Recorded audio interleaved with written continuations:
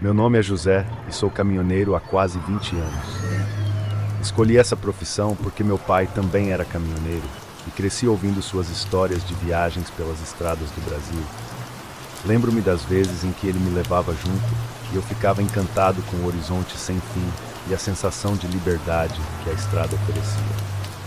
Quando completei 18 anos, não tive dúvidas sobre o que queria fazer da vida. Seguir os passos do meu pai e me tornar um caminhoneiro.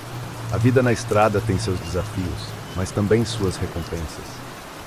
Gosto da solidão, do tempo que tenho para pensar enquanto o mundo passa pela janela do caminhão. Mas nem sempre é fácil. Há dias em que a estrada parece interminável e o cansaço se torna um inimigo implacável.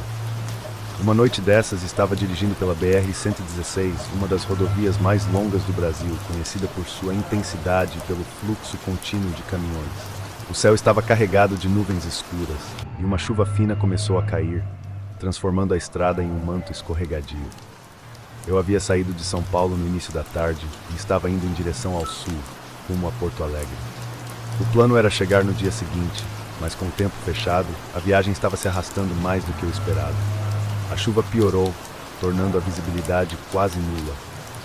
Meus faróis cortavam a escuridão, mas mal conseguiam iluminar alguns metros à frente. O som constante da água batendo contra o para-brisa e o som rítmico dos limpadores de para-brisa criavam uma espécie de transe, e o cansaço começou a pesar nas minhas pálpebras.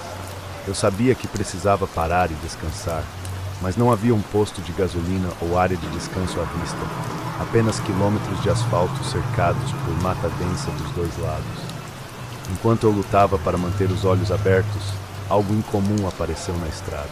À frente, em meio à escuridão, vi uma sombra se mover, uma figura indistinta à beira da rodovia. A princípio pensei que fosse apenas minha imaginação pregando peças em mim, mas à medida que me aproximava, a figura se tornou mais clara. Era uma mulher, completamente encharcada pela chuva, vestindo roupas que pareciam de outra época. Ela estava imóvel, olhando fixamente para mim, como se esperasse algo. Reduzi a velocidade, o coração acelerando, sem saber ao certo o que estava vendo. As gotas de chuva martelavam o para-brisa com força, e a mulher permaneceu parada, sem esboçar qualquer reação. Quando finalmente passei por ela, senti um arrepio percorrer minha espinha. Olhei pelo retrovisor, esperando vê-la desaparecer na escuridão. Mas ela ainda estava lá, agora em pé no meio da estrada, os olhos fixos no caminhão. Acelerei, a mente a mil, tentando racionalizar o que acabara de acontecer. Eu não sabia se estava ficando louco por causa do cansaço, ou se realmente havia visto algo que não podia ser explicado. A estrada parecia mais ameaçadora a cada quilômetro, e a chuva intensa apenas aumentava a sensação de desorientação. Continuei dirigindo, decidido a deixar aquela visão para trás, mas a imagem daquela mulher e o mistério que a cercava permaneceram comigo, como uma sombra que eu não conseguia afastar. Eu acelerei o caminhão, tentando deixar para trás aquela sensação desconcertante. A chuva continuava pesada, batendo contra o para-brisa com força, tornando a estrada quase impossível de ver. O limpador de para-brisa não dava conta, e a escuridão da noite parecia engolir tudo ao meu redor. Eu tentava me concentrar na estrada, mas a imagem daquela mulher encharcada, parada no meio da BR-116, não saía da minha mente. A estrada à frente era longa e deserta, com as poucas luzes dos postes que pareciam se apagar conforme eu passava. Sentia o coração bater rápido, como se alguma coisa não estivesse certa. Resolvi ligar o rádio para tentar afastar o silêncio perturbador que tomava conta da cabine, mas tudo o que consegui captar foi estática, um chiado constante e desconfortável. Frustrado, desliguei o rádio e voltei minha atenção para a estrada. Foi então que ouvi algo estranho, um som que parecia vir de dentro da cabine. Um ruído baixo, quase imperceptível, mas que se destacou no silêncio da noite. O som parecia de passos leves, ou talvez o ranger da madeira velha, mas isso era impossível, eu estava sozinho. Olhei rapidamente para o banco do passageiro e para o espaço atrás do assento, mas não havia nada lá, apenas o espaço vazio. Decidi que estava apenas imaginando coisas, resultado do cansaço e do susto. Mas à medida que o som continuava, senti um frio na espinha, uma sensação de que eu não estava tão sozinho quanto pensava. A estrada à minha frente começou a se torcer em curvas cada vez mais estreitas e traiçoeiras, e eu diminuí a velocidade, tentando me concentrar. Foi quando a ouvi, uma respiração suave, quase ofegante, bem ao lado do meu ouvido. Meu sangue gelou. Virei a cabeça rapidamente, mas não havia nada lá. No entanto, a sensação de estar sendo observado não desapareceu. Meu corpo estava em alerta máximo, cada músculo tenso, enquanto meus olhos vasculhavam o interior da cabine e a escuridão lá fora. De repente, algo bateu forte no para-brisa, um golpe surdo que fez meu coração pular. Freiei bruscamente, o caminhão derrapando um pouco na pista molhada, antes de parar completamente. O que quer que tivesse atingido o para-brisa, estava lá, preso ao vidro, obscurecido pela chuva.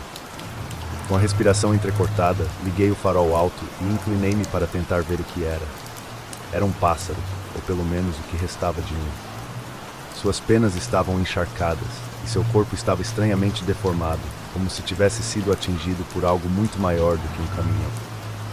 Mas o mais perturbador era a impressão de que seus olhos estavam fixos em mim, mesmo em sua morte. Um sentimento de pavor absoluto tomou conta de mim. Eu precisava sair dali. Rapidamente liguei o caminhão e estava prestes a seguir em frente quando vi algo pelo canto do olho. No retrovisor lateral, a figura daquela mulher estava lá novamente, agora mais próxima, como se tivesse se materializado do nada, seus olhos vidrados fixos em mim. Acelerei como nunca, o motor rugindo enquanto eu deixava aquele trecho de estrada para trás. O coração batia descontrolado no peito e a mente girava, tentando encontrar alguma explicação racional. Mas nada fazia sentido. A cada curva eu esperava vê-la de novo, parada na beira da estrada, ou pior, dentro da cabine comigo. A estrada parecia interminável, cada quilômetro se arrastando em um pesadelo sem fim. Por fim, avistei as luzes de um posto de gasolina ao longe e senti um alívio imenso. Parei o caminhão e desci rapidamente, a chuva ainda caindo forte. A segurança das luzes e a presença de outras pessoas me davam algum conforto, mas a sensação de que algo estava terrivelmente errado ainda pesava sobre mim. Dentro da loja de conveniência, a atendente me olhou com curiosidade enquanto eu me aproximava, pingando água no chão. Tentei acalmar minha respiração e pedi um café forte, algo para me manter desperto pelo resto da viagem. Enquanto esperava, não pude deixar de notar o quadro na parede, um mapa antigo da região com várias marcações. Meu olhar foi atraído para um pequeno ponto na estrada, exatamente onde eu havia visto a mulher. Havia uma anotação escrita à mão, mal legível, que dizia algo sobre a curva da morte. Perguntei à atendente o que aquilo significava, e ela me olhou por um momento, como se ponderasse se deveria ou não contar. Dizem que naquela curva muitos acidentes acontecem. Há anos que uma mulher morreu ali, atropelada por um caminhoneiro que perdeu o controle na chuva. Desde então, alguns dizem que ela ainda aparece, esperando, talvez por uma carona ou por vingança. Ninguém sabe ao certo, mas é sempre na chuva que as pessoas a veem. Senti o café esfriar na minha mão. A mulher, o som na cabine, o pássaro morto, tudo parecia se encaixar em um quebra-cabeça que eu não queria montar. Olhei pela janela para a escuridão da estrada e me perguntei se aquela seria a última vez que eu veria algo assim. Com o último gole de café, decidi que era hora de partir, mas a imagem daquela mulher continuaria comigo. E eu sabia que da próxima vez que estivesse sozinho naquela estrada escura e chuvosa, meus olhos estariam atentos, esperando, temendo e talvez em silêncio, rezando para que ela nunca mais aparecesse.